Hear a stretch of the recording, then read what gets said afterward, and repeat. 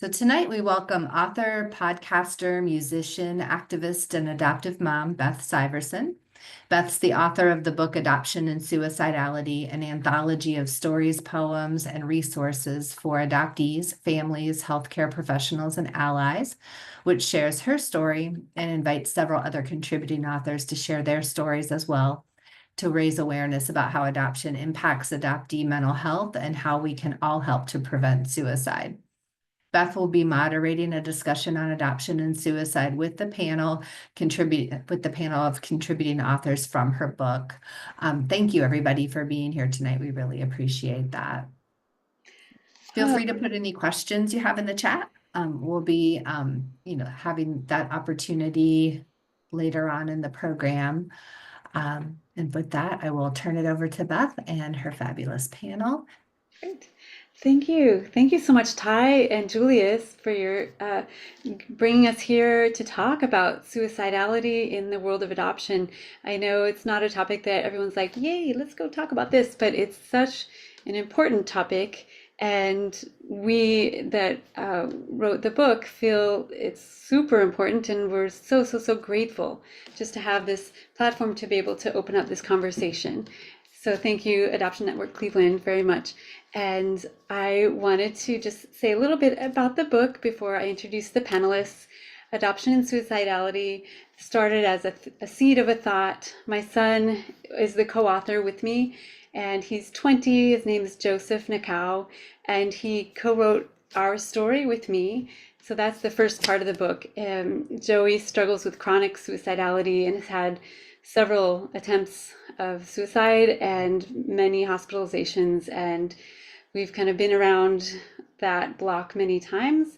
And the book kind of shares our story, what we've learned, what I've learned, what we're going to do next time, that kind of thing. And we wanted to give some hope and some resources and some kind of a reality check to other families like us and to other adoptees, birth parents, and therapists and medical professionals that maybe don't have anything to do with adoption themselves but need to know this information. I'm thinking of those kind of first responders who will be there when somebody presents with suicidality. It's so important for them to understand that intersection between adoption and suicidality. So that was the origin of the idea. It is now available as a paperback, ebook, and an audiobook, with most of the 15 books contributors who gave their own voice to the audiobook. I highly recommend the audiobook if that's your thing. As far as I know, this is the first book of its kind to talk directly about adoption and suicide together. And, it's mentioned in memoirs and things like that, but I don't know of any other book like that. So we hope that this little book, and it's tiny, it's a little 114 pages. It's a little book you can get through very quickly. You can pick it up and just read one of the beautiful poems or essays, which you will hear from today. There are 14 people who contributed to it, and then plus another adoptee, Dr. Joyce Pavo, contributed the foreword. The middle section has poems, essays, and letters from adoptees, adoptive parents, and birth parents, all of whom who have lived experience with suicidality, either their own or they've lost somebody that they love to suicide. So I'm very grateful to have 5 of them with us tonight, and I think it really helps to really understand this topic, and it gives everybody a chance to realize, yeah, we can talk about this. We can talk about suicidality. It's not a taboo topic. It's not gonna, disrupt our life to talk about it. In fact, it will help everybody involved to talk. So we hope that you will bring questions to us. If you could please hold the questions to the end, because we're going to try to get through the 5 panelists first. But if you have questions, we will have I'm hoping about a half hour at the end to ask questions.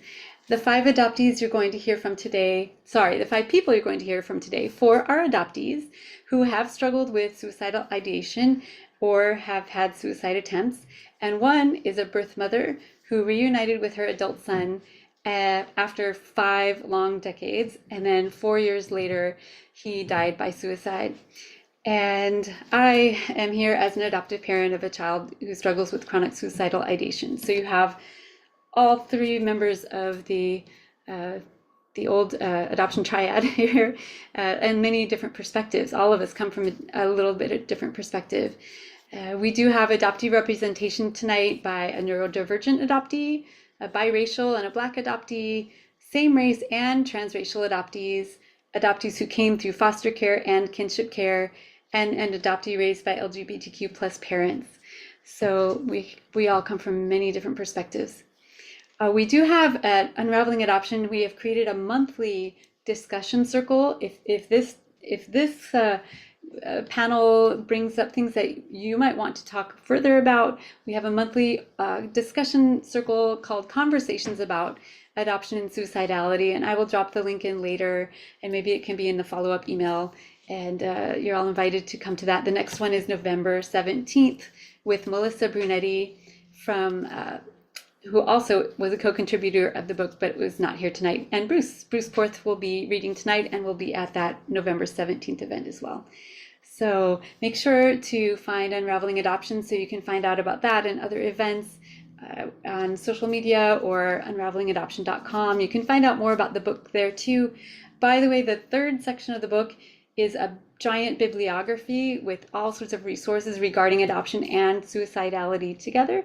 And that part is available for free to anyone at any time on our website, unravelingadoption.com/suicidality. We thought those resources are so important. We don't want any sort of obstacles to be in between anyone in that information. So our panelists tonight are going to be in this order: Bruce Porth, Jody Moore, Janelle Struby, Tony Hines, and Laura Engel.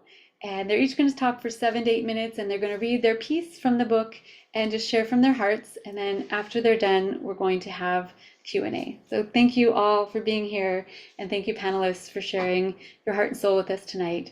And Bruce, we'll start with you. Thank you so much. Thank you, Beth.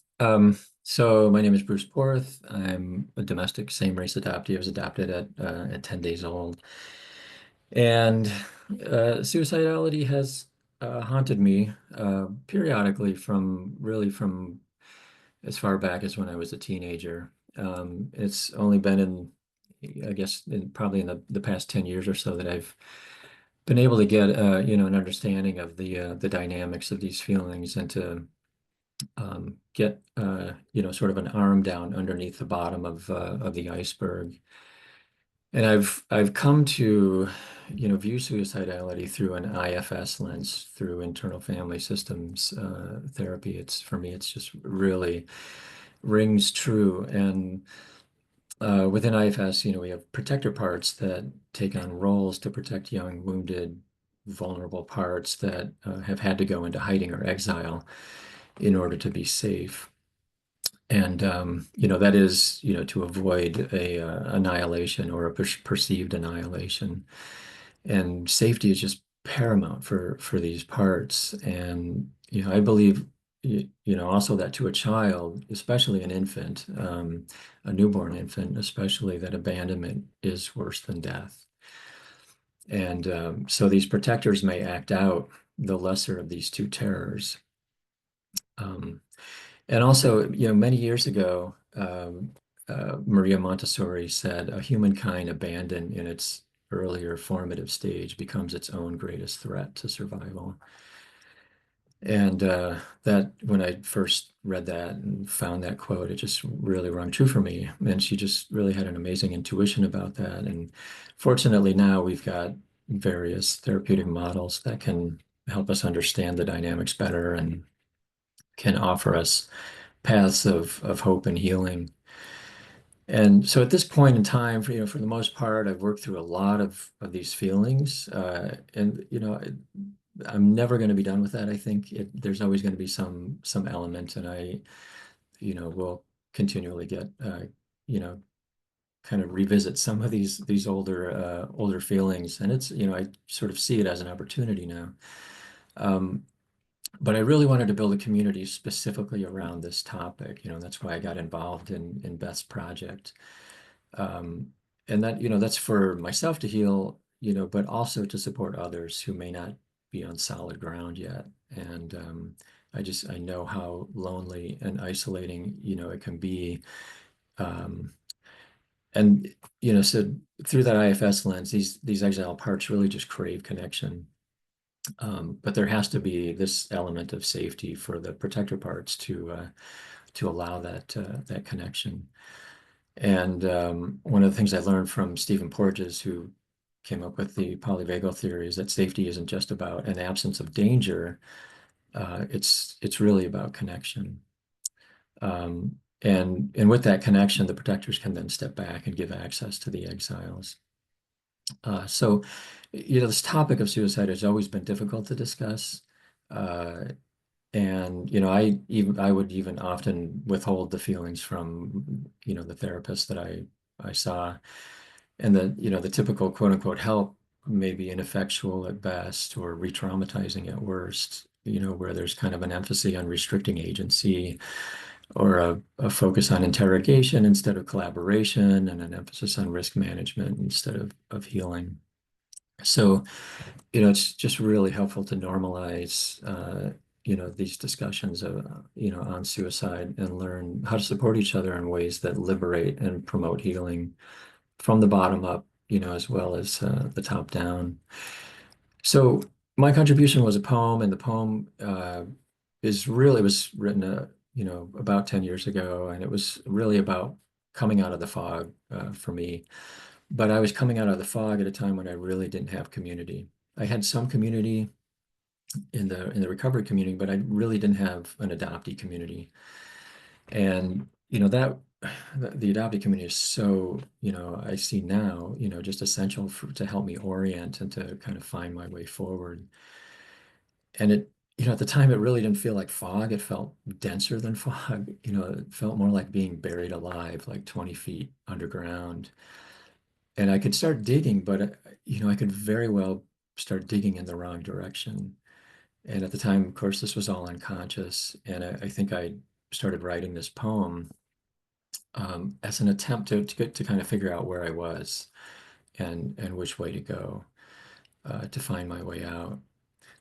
So I'll jump to the poem, and in the book there's a little introduction which I'll read, and then I'll read the poem. So this poem is about facing the fierce depth of relinquishment pain that threatened to crush me into oblivion as I was moving through another thick veil of the adoption fog. Despite working hard on a daily or moment-to-moment basis to stay alive, the poem revealed a thin thread of hope that by turning toward and befriending my pain, I might just find a way through it. So the title of the poem is Maybe This Is the Way. Maybe this is the way, this descending into the fractures, this spelunking in the caverns, crushed by the narrow passages of dense rock and underwater channels, this drilling down through pockets of compressed gas, trapped for thousands of years, this surging upward of indescribable matter, impossible to grasp, too hot to touch, the continuous stream, holding on to what is unknown and forthcoming in desperation, just to avoid drowning within the violent flow of what has been hidden for so long below. The terror of not knowing if I am departing forever, or how deep I am, or must go before my hopeful arrival at some small patch of solid ground at the surface of a life I can finally claim as my own. Thank you. Thank you, Bruce. Thank you so much for sharing your beautiful soul and that beautiful poem. It helps us all understand so much more clearly what's going on. I know watching you over these months has helped me with my son tremendously. So thank you, thank you, thank you. Okay, our next panelist is Jody Moore, another adoptee. And Jody, we would love to hear your essay and whatever else you'd like to say. Thank you so much. Okay, I'm Jody Moore. I'm an international kinship adoptee, born in the UK, and didn't know much about the first 21 months of my life before I was brought to Vancouver by this woman I didn't know, who would later adopt me and was accompanied by her mother. And for until I was 12, I had no idea where I had been or who I had been with for the first almost 2 years of my life. I didn't know why I had been taken out of England. I didn't know who or where my parents were. I didn't have any pictures of myself before I was 2 years old. I just, the first few chapters of my story were completely missing, and I knew the people who adopted me were old enough to be my grandparents. But I thought if they were, they would have said something.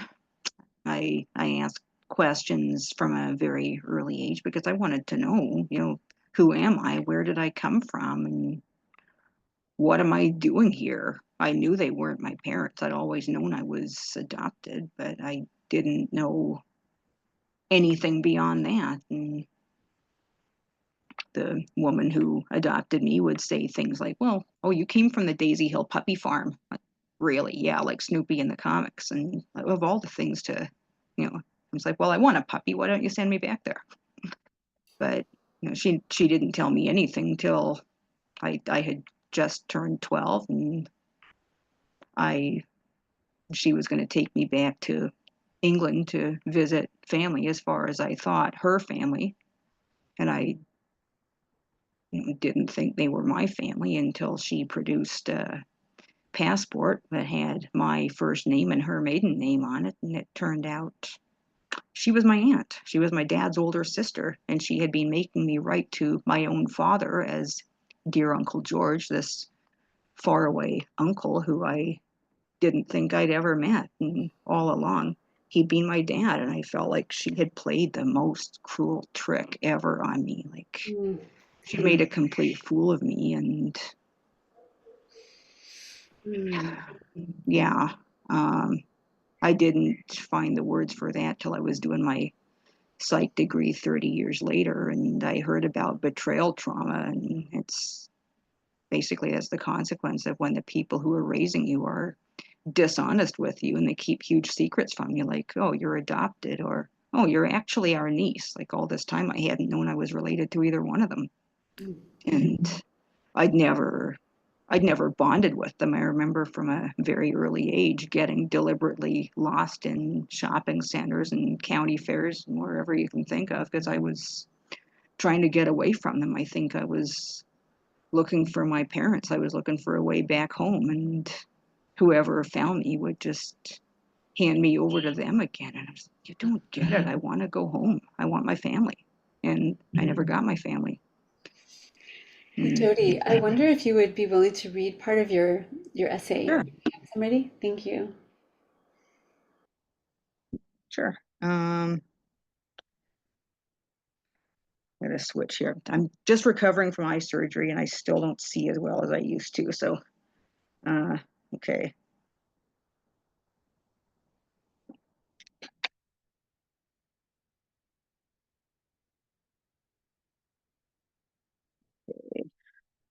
Adoption, is it a life sentence or a death sentence? The first part of this was from things I learned when I was working toward my psych degree about attachment and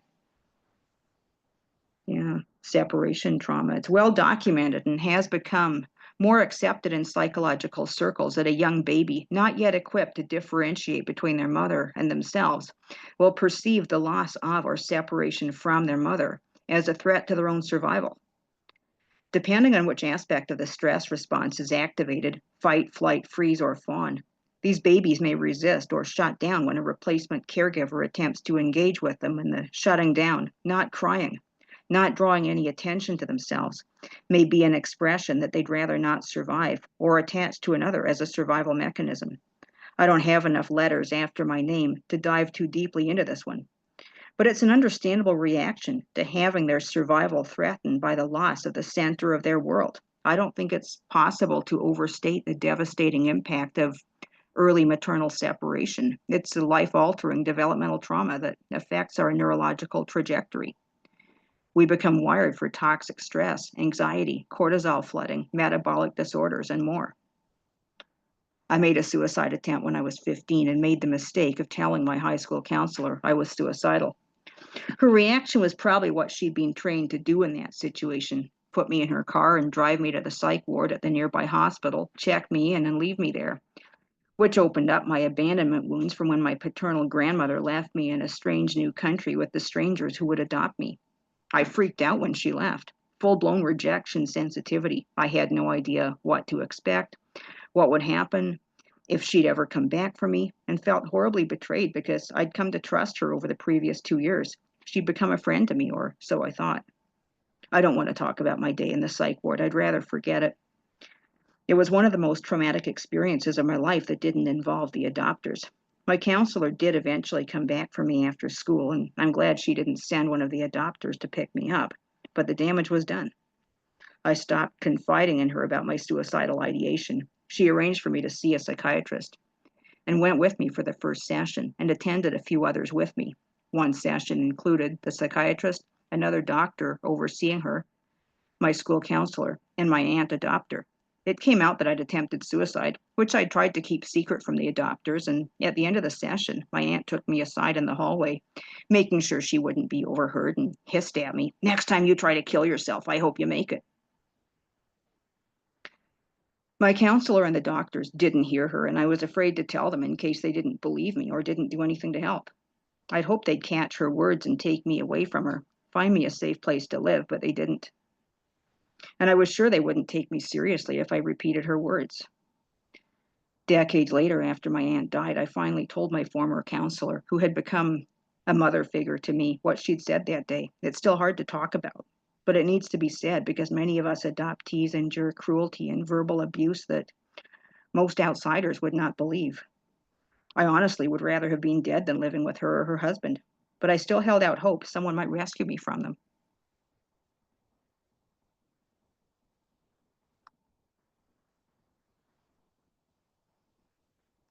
And Thank yeah, you, Jody. yeah. Thank you so much for sharing that beautiful essay. And it's so, your story is so intense, and it reminds me a lot of my son and how sometimes people's best intentions to take you to these medical professionals, it can really backfire and make things worse. And it's one of the reasons this book is here, to help people with other options, other ideas for how to handle suicidality. And we will answer questions at the end if people wonder, well, what are we supposed to do if not take you to the hospital? But thank you, Jody. Our hearts are with you. Thank you for sharing. Next is Janelle in the beautiful light where she is. Janelle Struby is another adoptee who will share her story. Thank you so much, Janelle. Hey, Beth, and thank you for making this space for this really important topic. My name is Janelle Struby, and as a biracial adoptee growing up in a white household, I have struggled to find a place where I fit in the world. I was adopted at the age of 4 days, and I have also been a foster mother, an adoptee mom, and I'm the aunt of 2 adoptees as well. And my former husband was adopted. So lots of adoption and lots of adoption trauma in my life, and lots of things happening with my son and myself and my nephew, and my niece as well, and even my daughter, who had to grow up and live around all of this. I think I am here because I want to bring awareness to the topic of child suicide ideation, and also the fact that it's really a lifelong struggle, like we even heard from Bruce today. Today I was attending a meditation for dealing with stress at work. And one of the first things that the person said is, one of the things to remember as you're going through something, that happens, is to remember that you're not in mortal danger. And I kind of had to stop back and say, wait a minute, when you're an adoptee, you always feel like you're in mortal danger. You're always in a strange environment.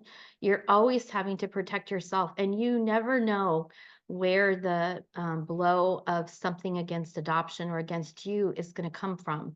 So you always are in this place. And I know a few weeks ago with some of this group, I was bawling and I was not in a good mental state. And it was all because someone had told me I needed to fit in better in my adoptive family. And I was so angry. I couldn't say why I was angry, but I'm tired of fitting in. It's exhausting. And so even being able to say I'm angry and I'm tired of fitting in, and how exhausting it is a place of safety for me to say that.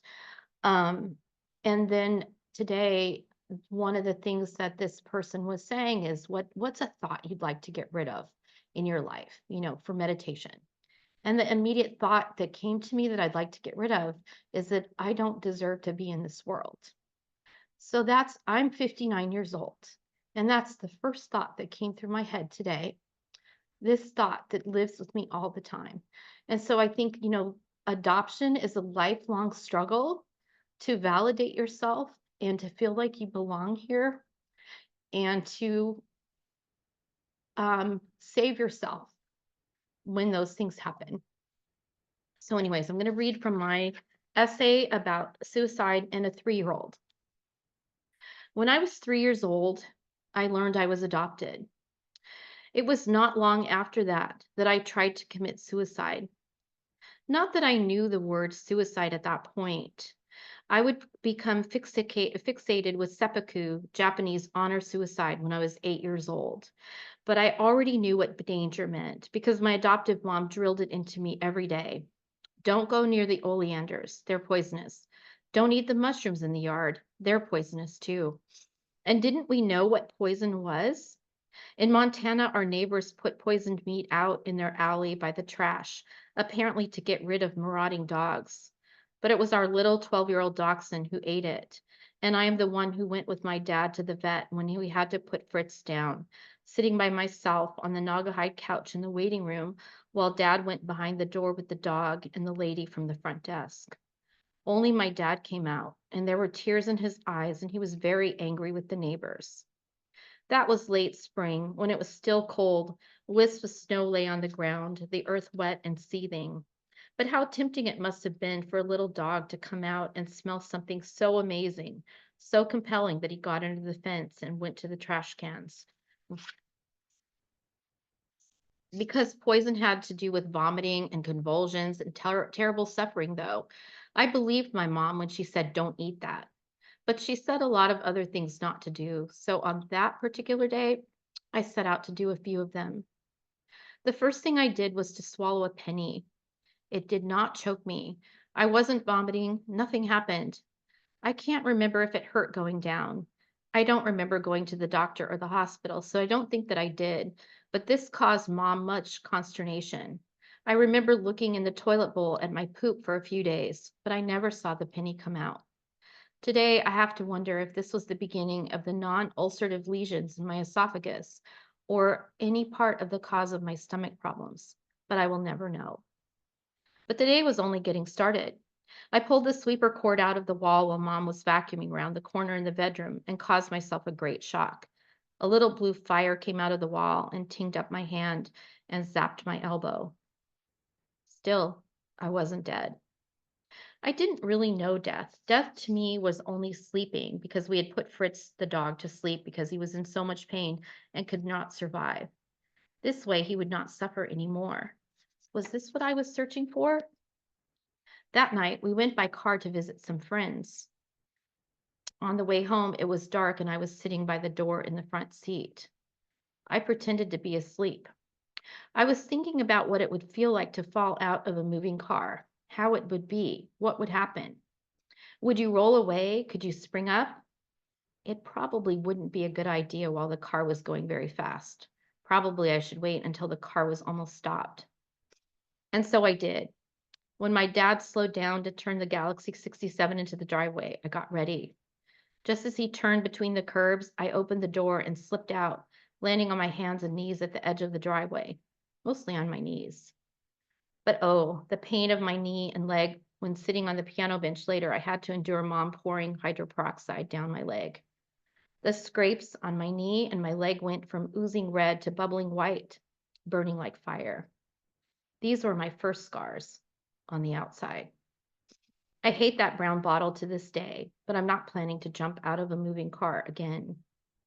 Years later, when I confessed that I had done it on purpose, my dad crowed, "I always knew you did." That day was legendary in my family, and they had to watch me carefully after that.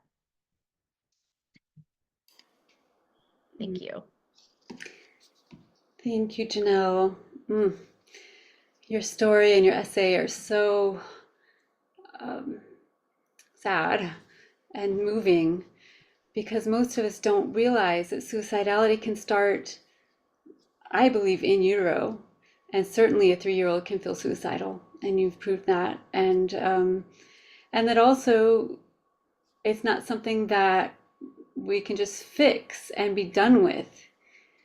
I've come to realize that my son's chronic suicidality is something he'll probably have to reckon with the rest of his life, and just figure out a way to navigate with it.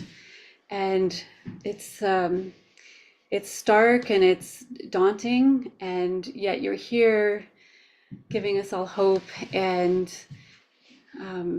I just really appreciate you and your beautiful writing. Thank you so much. Thank you. Thank you. Thank you. And Tony Hines is our 4th adoptee, and he's going to share a bit of his piece and share a bit about himself too. Thank you so much, Tony. Oops, you muted yourself again. There you go. Thank you. Thank you, Beth, and thanks to all the panelists as well. So my name is Tony Hines. I'm an adoptee, interracial adoptee, and also an adoptee adopted by same-sex lesbian parents. And so my story is one, like most adoptees, that's complex, that's intersectional. I dealt with separation, grief, and loss after being separated from my birth family. And I started living with my 2 moms, Mary and Janet. And then after I was living with them, I was adopted because I started out as a foster youth who was in foster care with them.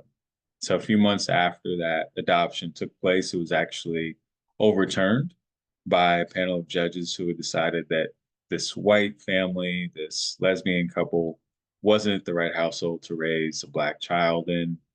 And so my particular adoption was appealed by my birth family, we'd found out. And it was appealed all the way up to the Supreme Court, actually, and then it was knocked down to the lower courts. And then there was a joint custody agreement that had happened between my birth family and my adopted family that eventually ended up in me being raised by my 2 moms and seeing my birth family. So I kind of thought that, here I am, a 7-year-old. These things are very difficult, but the hardest parts are in my past. The hardest parts of adoption have already come to pass. But around that same time, my family was learning that one of my adoptive moms, my mother Mary, had been diagnosed with cancer. And I wasn't very old at the time. I was a young child, but I knew that cancer was potentially fatal, and it was something that was scary. It was something that coincided with nightmares. And so I would have these weekly nightmares of my mother Mary dying in different ways. One time she was driving her car and she hit a deer and the car swerved out. Another time she was on a plane and she didn't make it back from traveling on the plane. So there were these different ways that she was dying in my dreams. And so I had already lost my birth family, being separated, and now I was scared of losing my adoptive mom. And unfortunately, that fear did come to pass, and she died 4 years later after a 4-year battle with cancer.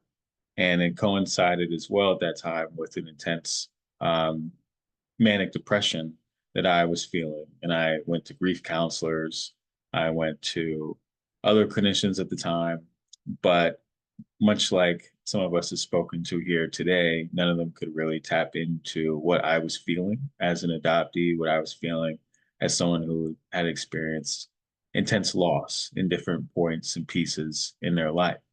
And so all of this really led me into how I felt not only about myself, my adoption, my story, but about how I looked at what suicidal ideation meant to me and other adoptees.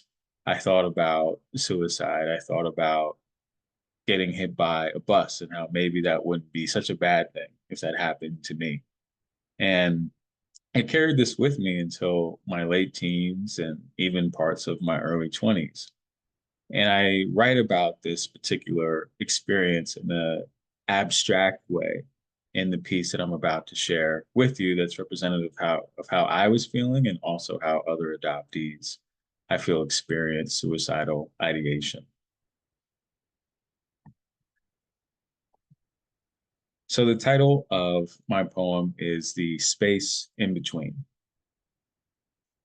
It's cold, the feeling of uncertainty, the sting of non-belongingness.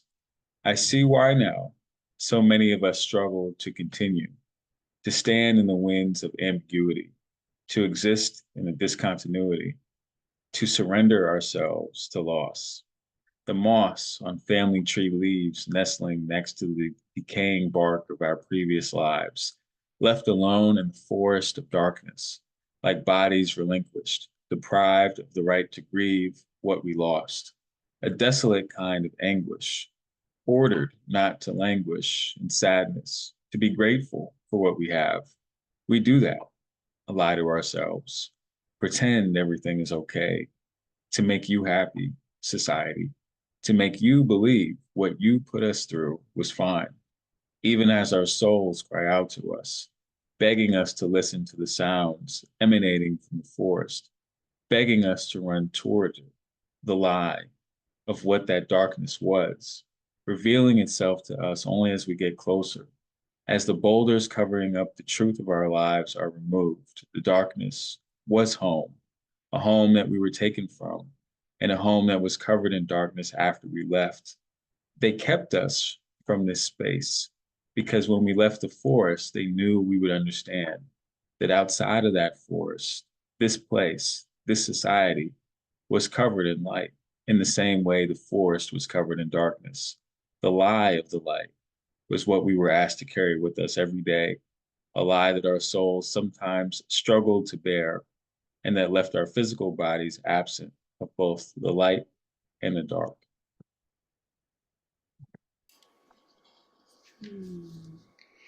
Thank you, Tony. Thank you for sharing that. It's a very complex thing, this adoption and suicidality, and it looks different for everyone. And I really appreciate you sharing that beautiful poem, that character of the darkness that exists for many, many adoptees. Thank you very much. And so we've heard from 4 adoptees, and now we're going to hear from a birth mother. And incidentally, I didn't tell you any statistics, but both adoptees and birth mothers have exponentially, like way, way, way higher incidence of suicidal ideation and death by suicide than the general population. But Laura is going to tell us about her son who died by suicide. And I'm just grateful that you're here, Laura. Thank you so much for reading your piece and for sharing it. Thank you. Story. Thank you very much, Beth. My name is Laura Engel. I hit the wrong button, sorry. And I am a birth mother. I lost my firstborn son to a closed adoption in 1967. And for 49 years, I thought about leaving him at that unwed mother's home, and I grieved. I thought this was probably the hardest thing that I had ever lived through, or that I would ever live through, because it almost killed me, to be honest with you. It damaged me in many ways that I still have repercussions from. It wasn't the hardest thing, though, because when my son and I reunited, it was magical. It was a beautiful reunion. And 4.5 years later, he took his life. Suicide is such a complicated and catastrophic bereavement. In the past, when I had heard other parents talk about losing their children, I thought, how could they live through that? How can they keep standing? How can they keep talking? I just knew as a mother, because I did have 3 other sons, and I knew as a mother, I don't think I could ever handle that. But I found out that it was actually worse than I had even imagined, because losing my son through adoption all those years ago was never publicly acknowledged for decades, and I had suffered in silence. And now he'd come back in my life, and our families had grown to love each other. So the grief of losing him that second time and forever was so heart-wrenching and so devastating that I was even more crippled by it. Just the thought that I'd lost this beautiful human being, not once, but twice. I'll forever grieve for my oldest son. And I realize that with that grief, I still need to do something positive, because there's so many blessings. And one of them was that I did get to know him and that we did have a beautiful reunion. But I also found out that no matter how much my family or dear friends, my other children, his children, no matter what we talked about, nobody seemed to quite understand what was coming from me as a birth mother who had lost him not once, but twice. And I found out through this group, through Beth and through Unraveling Adoption and a few other groups that I've joined, that you're the only people that understand adoptees and adoptive parents and other birth parents. I'm so grateful for that. And I only wish that, my son had known about these groups. I only wish I had known about them before his death. And I do this in honor of him, because meeting all of you heals me and helps me.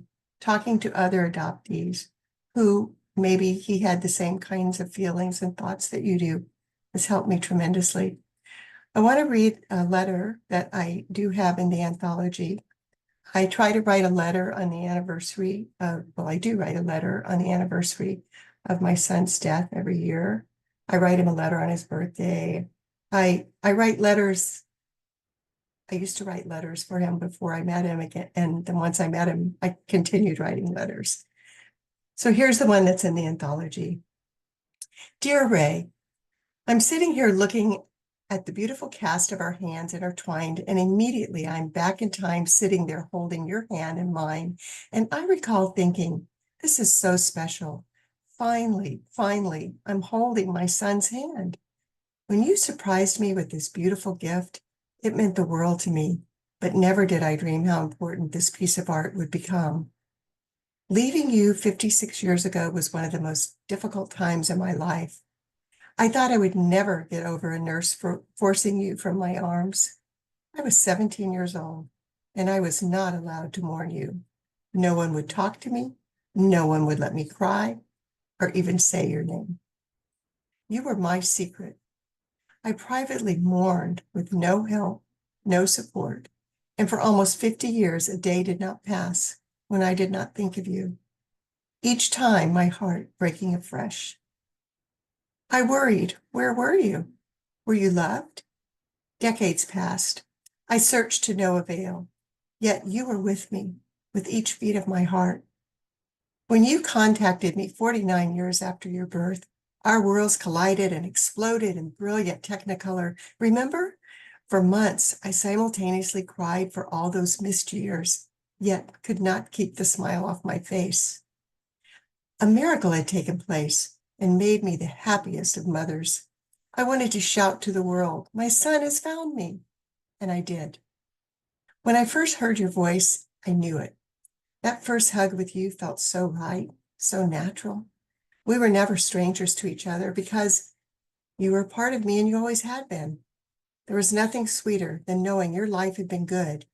You told me stories of your adoptive parents who had passed away, and I wish I could have thanked them for loving you and believing in you. That first conversation, I tearfully told you, please forgive me and do not hate me for leaving you. And you told me you had never hated me and there was no reason to ask for forgiveness. Your words were balm for the scars I carried. I wanted our first conversation to last for hours, and it did. Remember how surprised we were when we shared so many similarities, how we talked for hours, and how you made me laugh out loud? When you first came here to visit, the joy I felt at having all my children together was mind-blowing. For once, I knew where all of you were when I fell asleep at night. Watching you laugh and connect with your new brothers warmed my heart. Your friendship and respect for my husband, Gene, was icing on the cake, and 2,000 miles could not break the bond we quickly forged. During our frequent visits back and forth across the country, our hearts seemed to expand with each visit and resulted in some of the most memorable, beautiful memories of my life. I will forever be grateful for the short 4.5 years we had together, Ray. They were magic. Those years were the gift I had longed for, and I pinched myself, hoping our time together would last forever. It was so real, so good, and I always knew in my heart you felt the same. But Ray, now I'm facing a time even more unbearable because I have lost you a second and final time. I was an awkward, damaged teenage girl when you were wrenched from my arms, leaving my heart shredded, feeling betrayed and alone. I thought I would never survive. Second tragic story of your death crippled me. I will never be the same, and I will never stop asking if I had been there for him as a child, would this still have happened? Why did I let them take him? Why was I not stronger? The day before you died, during our last phone call, you said that I was the best thing that ever happened to you. And your voice saying that has replayed in my thoughts each day for 3 years. And so has the phone call from your 23-year-old son, my beloved grandson, telling me you were gone. We sobbed together, bonding us in the worst possible way. Both memories still bring me to my knees. Grief does that, softens with time, but strikes at times you never expect. It diminishes you and beats at your heart and soul. I didn't know a human being could cry that many tears, and my eyes have never been the same. 3 years later, they're still swollen and sore. But do you want to know what the worst part is? It is the abject sorrow I feel that you were terribly depressed and felt so alone without me knowing it. That is the worst, that you felt like life wasn't worth living. Did you not know how much I loved you? I would have been there for you no matter what. No, my son, I will always regret that I couldn't be there that day. I knew how deeply I was wounded after leaving you 54 years ago, but I had no idea how traumatized you were. Your hurt was overwhelming, and how could I have not seen that wound? Ray, I will forever remember you with such positive, unconditional, and never-ending love, because you live inside my heart and my soul as you always have. It's heartbreaking to think you must not have known how many loved you. Each night, I look up at the stars and talk to you, and this I know. Missing you for 50 years was hard, but missing you after having you in my life is shattering. If I could only hold you once more, I would never let you go. For now, though, I will continue to hold you close in my heart. After all, it's a place you've always lived. I love you, Mom.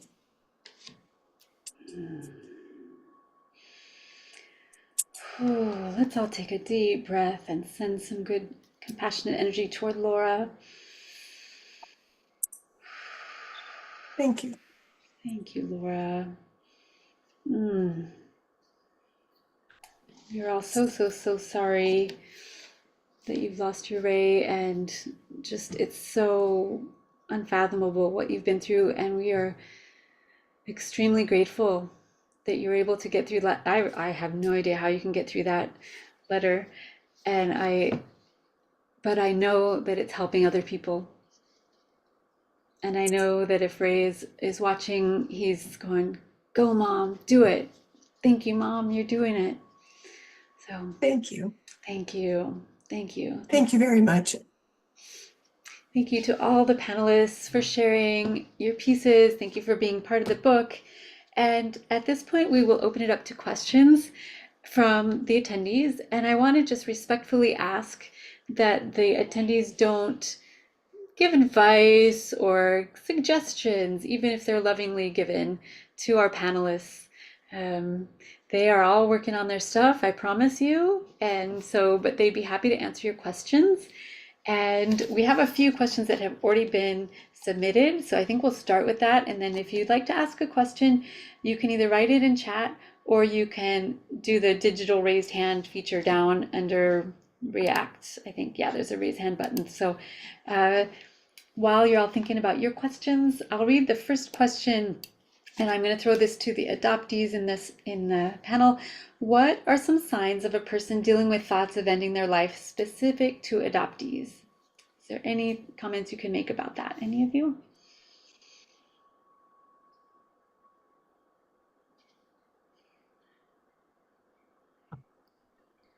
Go ahead, Tony. Yeah, I guess I would just say that for an adoptee considering ending their life, that a lot of us really feel a detachment from the idea of family. So if we end our lives, that there won't be anyone that truly misses us because we don't truly have any family, is how a lot of us feel. And so that's often a thought that is common amongst adoptees specifically, and one that is a driving force in suicidal ideation for a lot of us. Mm-hmm. Thank you for that, Janelle. Yeah, I mean, I don't know that there are signs that someone told me the other day I have it all. And yet I'm thinking, but I don't have family. Like I don't. I can have all this stuff that I've made for myself and gotten for myself, but it's not what I wanted, and it's not what I necessarily needed. It's the things I can get for myself. And then that makes you feel even more empty. But for, and I don't know if there's a sign for that. It's just how you feel inside. Thank you. It's those intangibles that are not so easy to calculate. Thank you. Jody, did you have a question or a comment about that? I just have a response to that, and I'm thinking it's probably difficult to see a lot of the traditional suicidal indicators in adoptees because we may have lifelong struggles with anxiety and depression and things related to being adopted, that it's hard to tell when those are pushing closer to suicidality. I mean, some of us live with constant suicidal ideation anyway, but I think it's important to watch for those close to us.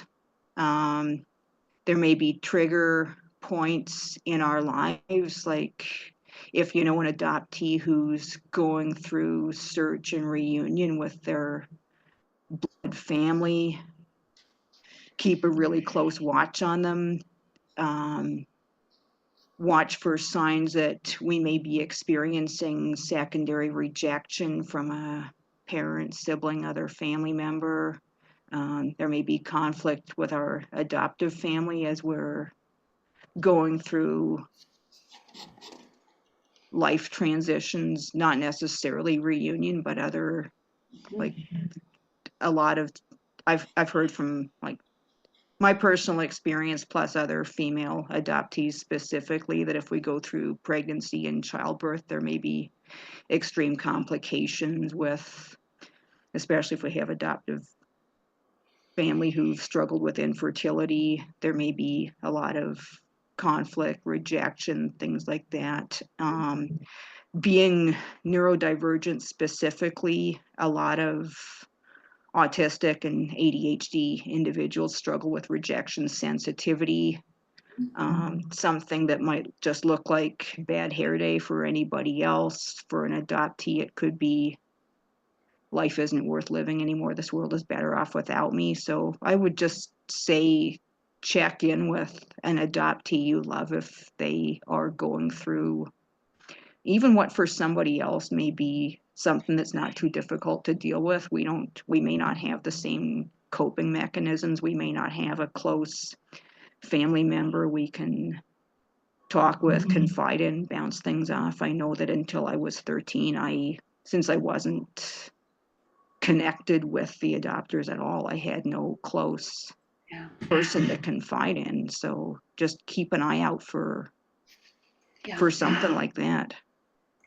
Thank Any you. kind of medical crisis that something might be genetic and we didn't know about it, and we realize everything we missed out on and weren't told that we should have known, that another person would have known if they weren't adopted. So yeah. Some great points. I think those transition periods are really critical for everyone, transitioning from junior high to high school to college, or losing a job, getting a job. Any of those major transition points are particularly, I think, tenuous for adopted people and just need maybe a little extra care, a little extra checking in. Thank you for those. Any other, Bruce, did you want to comment on that first question? Sure. Yeah. It's a really good question, and I think it can be really challenging. And like Laura and Ray's story is a really good example of that. And because I know from my own experience, that I got really good at dissociation and splitting off and compartmentalization, and so there was Janina Fisher has this great term of the going on with normal life self. And as opposed to like, what people might otherwise call the false self. She doesn't believe in the false self, that every self that we have or every part that we have is there for a good reason. But that going on with normal life self, certainly in my case, was trying to keep everything together and look normal on the outside, even as I was dying on the inside. So it can be really hard, and I think it takes a lot of perceptive skill and creating safety. If you have a loved one that's an adoptee, do your own work, and find ways that you can create channels that can open up in an environment of safety. And I have to verify this, but I seem to recall in one of Paul Sunderland's YouTube videos, he talks about the practice of cutting. And I think he said that when adoptees cut, they do it in areas of the body that are hidden. And, the way I interpret that was like, even our cries for help have to be muffled or hidden, from society. So yeah, that's all I wanted to say. It can be a real challenge. Yeah. Go ahead, Laura. Yes, thank you. I just wanted to say that with my son, he did such a amazing job of hiding what was really going on inside of him and going on in his life. And I just wish I wish I had had the education that I have now. I wish it hadn't taken the loss of him for me to understand how he was more likely to do this when he was going through such a hard time. He didn't seem to have the tools he needed to get through it. And even though he said he was going to therapy at the time, I found out later he hadn't gone for like 8 months. And my sadness is for all of the people that are still here that don't know. And that's why I think it's so important to get the word out and to talk about it, because nobody had ever said to me anything, even if I mentioned that he was depressed, because he tended to have times that he was very down, more so deeper in a darker depression than I had experienced myself or with, my other children or friends or family. And I just think this is so important that we talk about it and let each other know and that adoptees can talk about these feelings. Like, this is so important to be able to give voice to that too, because when you're able to have a voice, you have power. Once you talk about a secret, the secret loses the power. You have the power. And so that is my biggest wish with all of this, is that we can all talk about it and feel like we're in a safe place, and that anybody who has attempted or ever thought of suicide, whether they be adopted or not, but especially for adoptees and birth parents, and the depression that I've experienced, as well as what I've lived through, feeling guilty and shame and all of that, and just press it down. And when it finally bubbles up, it's terrible. So that's my biggest wish, is that we can all get rid of that secrecy and be able to talk about it in a safe place. Yes, yes, yes. That's why we're here. That's why we're willing to do this. That's why we're willing to share our stories out in the world. And we believe that if people can talk about their suicidal ideation and their plans for suicide, that there is a chance that people can help intervene. It's when people don't talk about it, when it's a taboo topic, or when no one's able to hold it in a safe way with them, that it becomes a shocking, horrible story. So yes, talk about it. I talk about it with my son at least weekly. What's your SI? SI is your suicidal ideation. Now, I probably wouldn't do this with every single child, but this child that has suicidal ideation a lot, I just check in with him. Hey, what's your SI today? A 2. Okay, 2. That's not too bad. 2 out of 10. So it's just a little check-in. He knows that suicidality is always a topic that I can hold with him, and it has not been easy to do, but I'm very, very grateful that he's still here to talk about it. So as long as he's talking about it, he's still here with us. So all right. Does anyone else have a question before I go to the next question that was already been submitted? Katie, thank you for your little hearts and your reactions throughout the day. It's been lovely having you chiming in in the Zoom way. What's your question? Okay, I'm sorry. So this is actually just not it's not a question, it's just a comment. My name is Katie. I'm 26. I'm a transracial international adoptee. I live in Connecticut. I was adopted at 8 months in Vietnam. And I just wanted to say that I feel very fortunate to have been a part of this. I don't really have an adoptee community myself, so I randomly found this on Instagram, and thank you all so much for sharing everything. I really needed this. I'm glad this exists. Okay, sorry. Katie, we'll get you set up. Adoption Network Cleveland has a whole bunch of things for adoptees, and there's support groups and all sorts of speakers and all sorts of things. So you'll get some follow-up from Ty after this meeting, and there's so much out there for adoptees. I know Bruce and Tony's also part of CASE, which also has lots of wonderful things to resources for adoptees. There's no shortage. So thank you for being here, and thank you for following that Instagram link and showing up. This might be the start of deeper community for you. Good, good, good. Any others? I have another question that has been already sent in, unless somebody else has something. All right, this next question is again for the adoptees. Knowing what you know now, how do you wish, or what is the ideal reaction you hope your parents, adoptive or biological, would have reacted? How would you have liked them to react to your struggle? Go ahead, Jody. That's kind of a tough one, because I think ever since I was adopted, I was trying to get away from my aunt and uncle who adopted me, and it was just a bad situation. Like there was no connection. They didn't do anything to try to build attachment. Like my aunt and my grandma flew me over from England right after my grandfather's funeral. My grandfather had basically died right in front of me. I was 20 months old, and yeah, they wondered. I was never told about that till, probably about 10 years ago or so. And, the things we don't know can affect Your our parents. outcomes. I think my aunt especially should have done more to keep me.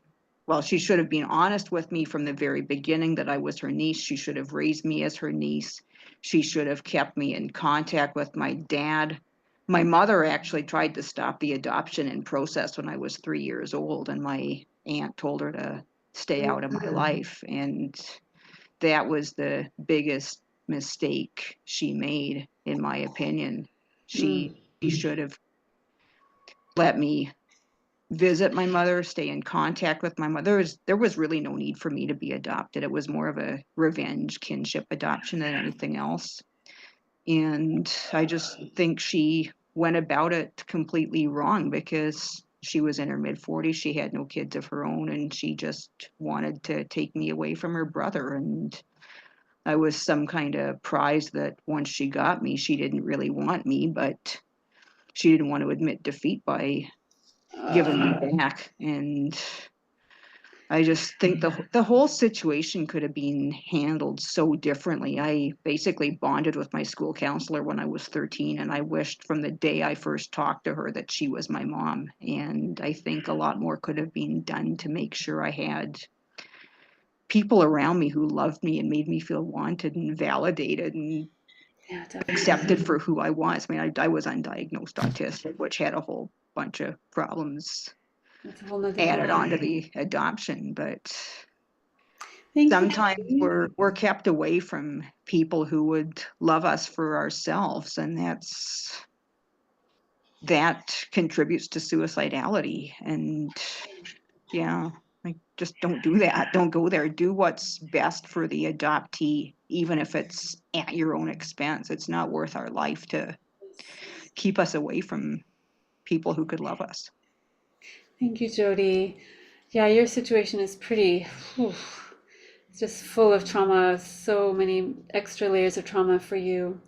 I wonder, Jody, if you could, in your essay, you talked about the school counselor who was kind of like your mother type person. Yeah.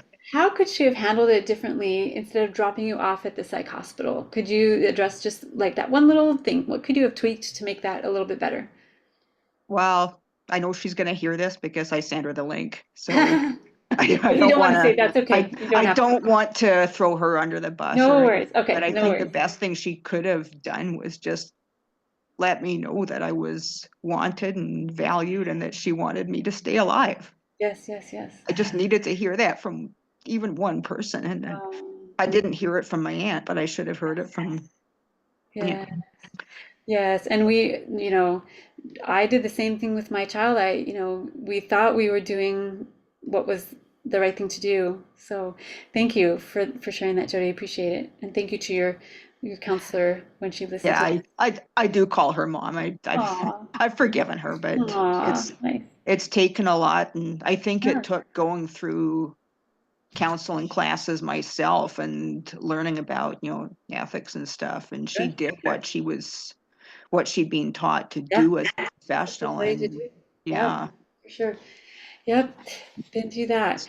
because the Thank you. doctors, yeah, Thank you so much. yeah. All right, Janelle, did you want to add to that question? I think that I would have wanted my parents to really validate my experience and what I was saying, but I can't necessarily say that they didn't because, I was always writing about finding my real parents and my real family and threatening to run away. And if I had $1 million, I would go look for my real family. And of course, the reality was they really knew who my birth mother was the whole time.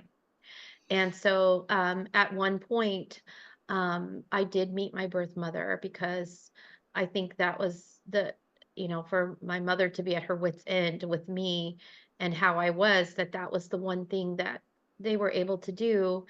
And interestingly, I think for when I look back on that episode too, I think that my birth grandparents, to keep my birth mother alive, told her where I was as well.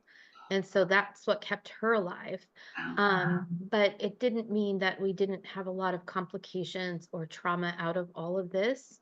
But I think what I would, what I wished that my parents could have thought was you cannot mold a baby into anything you want. And that's really, my mom's idea. She had an opportunity to adopt an older child or to adopt a baby, and she just wanted the baby because, a baby was like a clean slate or a blank slate, and a baby is so not a blank slate. I mean, we all know DNA today, but I think in the 60s they were all told something that was totally not true.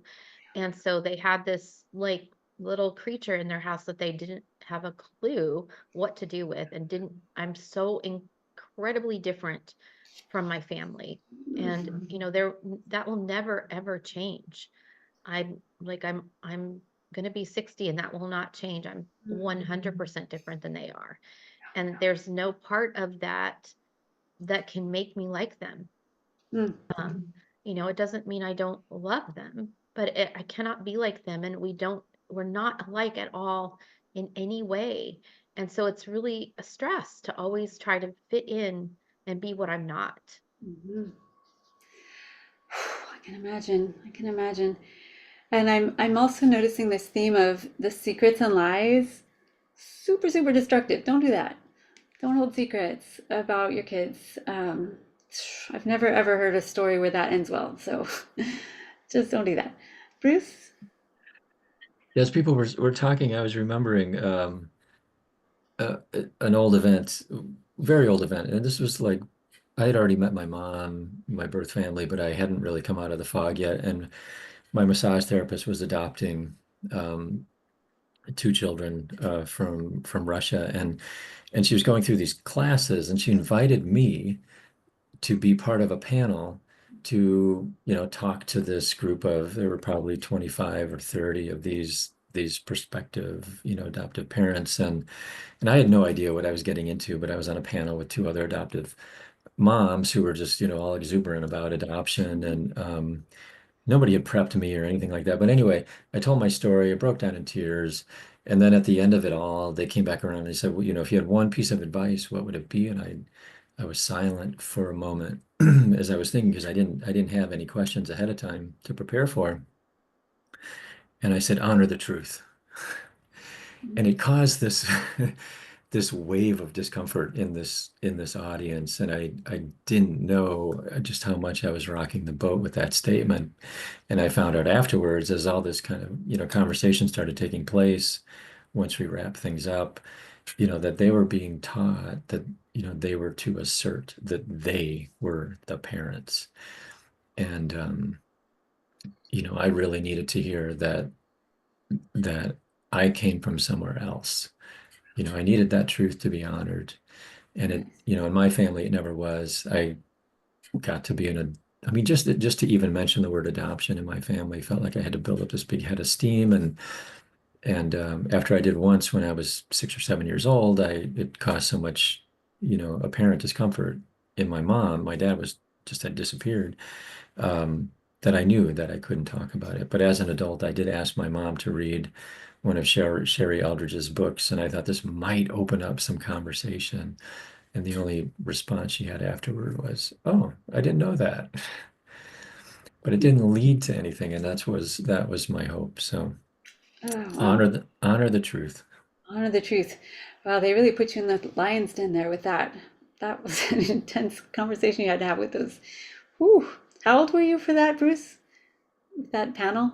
Oh, that was probably like 15 years ago, maybe. Oh, okay. So you were 15, an 16, adult, 17.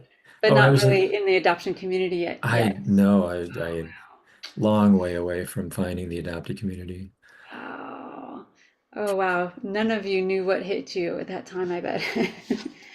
Wow. But that is so important. The truth will always win out. And that is a really, really, really important part of this. Um, any other comments about that question or any other questions? I have one more that's still in the queue. Okay. The third question I think is interesting, and I would like all of you panelists to answer. Who is someone you trust and why? Go ahead, Jody.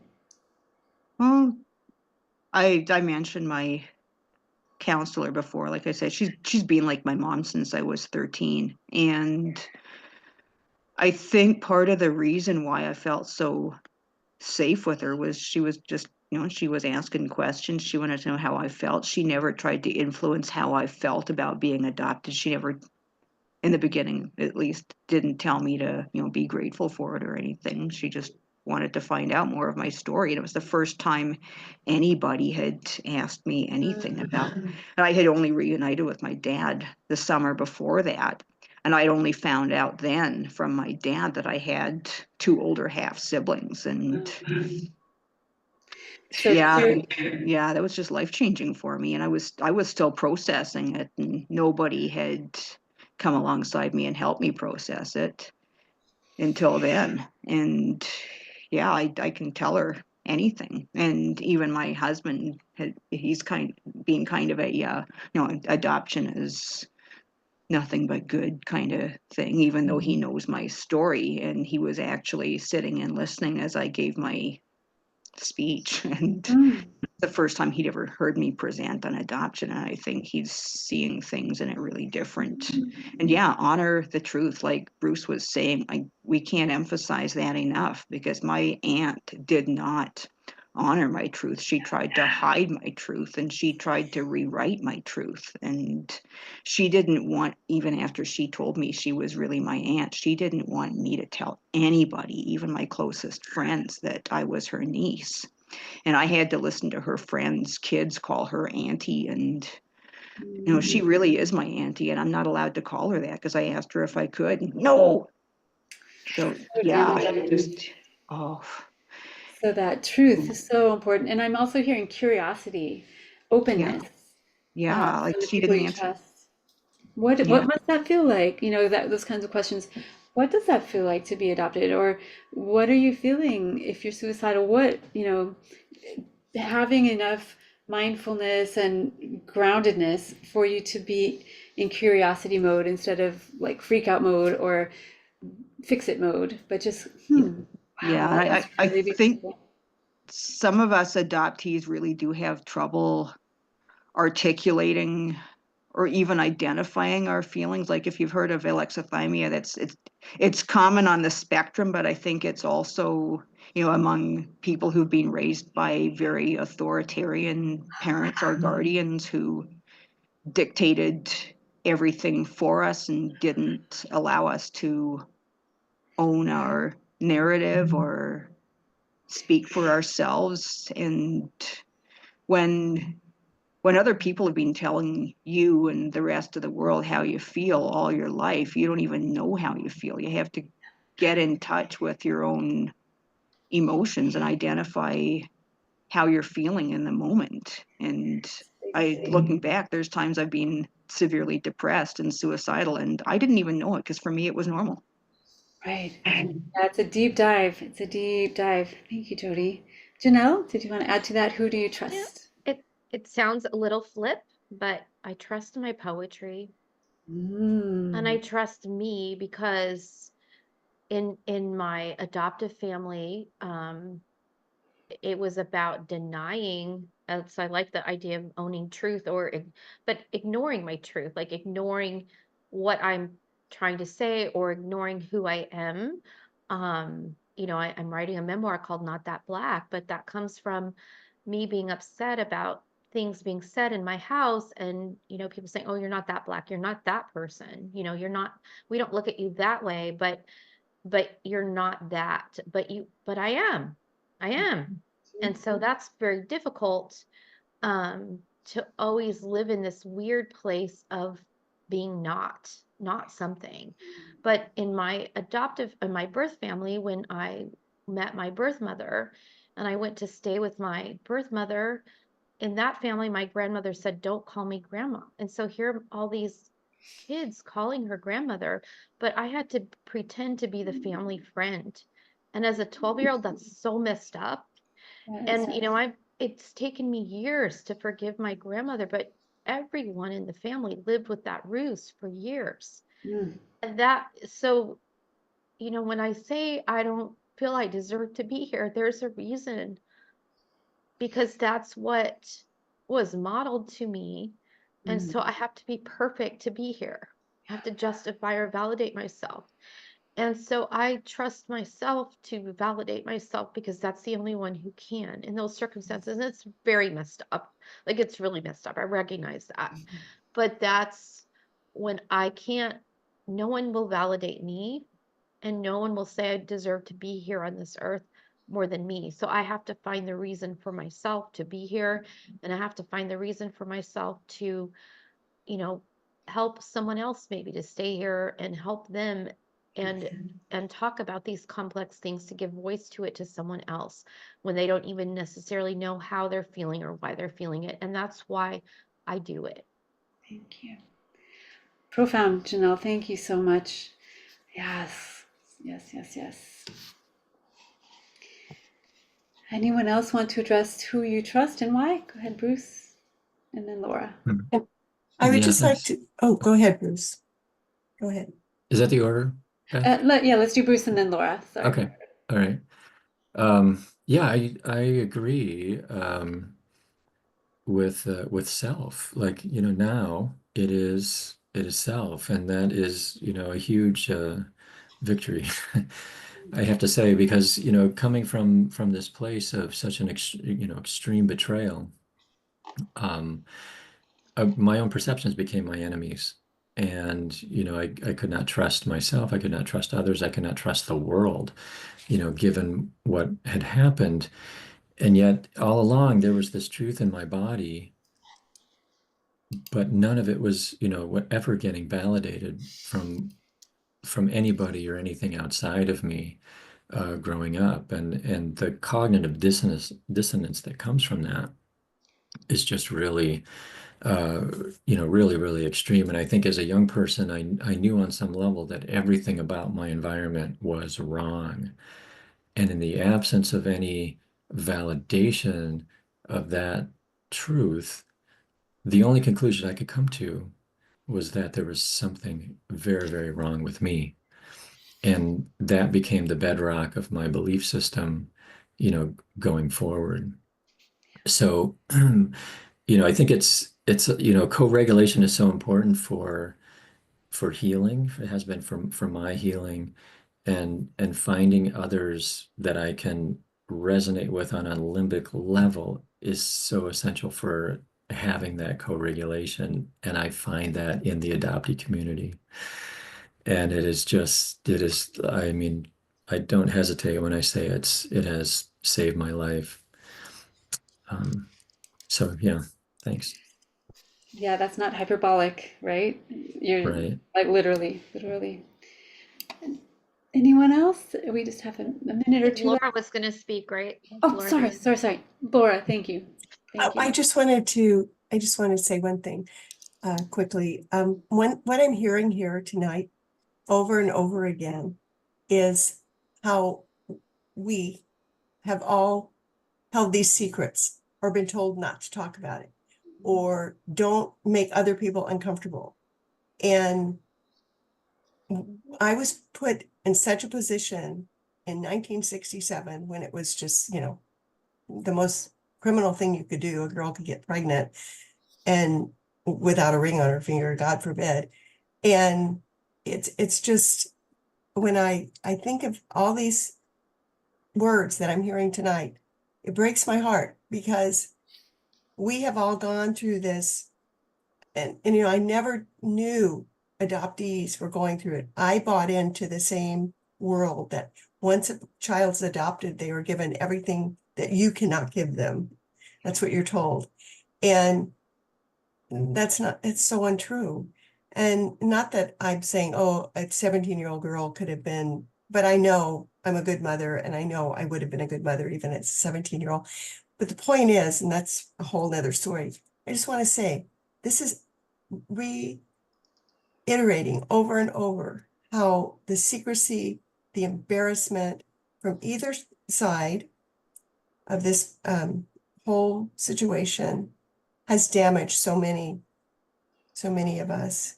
And that's why it's so good that we're here. And I trust all of you. And I trust to be in a room like this, talking to people who understand. Because no matter how much somebody loves you, no matter how much your family cares for you, if they're not living through that, they cannot understand it. I didn't understand it with my son. So Thank you, Laura. thank you. Thank you. Well, that says it all, and we'll end there. Thank you, Laura, Bruce, Tony, Janelle, Jody, for sharing with us. Thank you all for being here, and thank you again, Ty and Julius, for creating the space. I'll let you wrap it up. Thank you so much for being here and for sharing. Really powerful. I appreciate it so much. I did put in the chat some links for program areas Adoption Network offers, as well as a survey. We love to gather survey data and ideas for things that folks want to see in the future in our programming. So if you can, please take a moment and fill that out. We hope that you'll join us for other upcoming programs, including next Monday, November 4th. We have, or is that 2 weeks? 2 weeks. Fred Nikora will share his experience of moving beyond awareness as a late discovery adoptee. November 11th, we're hosting a conversation with Canadian filmmaker and adoptee Adrian Wills on his film A Quiet Girl. The National Film Board of Canada has provided a Vimeo link for us to watch the film commercial free before his talk. So register early so that you have time to watch that before coming to the presentation. More information and registration can be found on our website at adoptionnetwork.org. Adoption Network Cleveland's a nonprofit organization serving individuals and families impacted by adoption, kinship, and foster care through support, education, and advocacy. We're a membership organization. We hope that you'll consider joining as a member to help keep our programs going. And to find out more about the organization and to support our work, you can visit our website, adoptionnetwork.org. Thank you to everyone who joined us this evening. And thank you, Beth. And thank you to our fabulous panel for sharing so much with us this evening. We appreciate it. Thank you all. Good night. Night. Good night, everyone.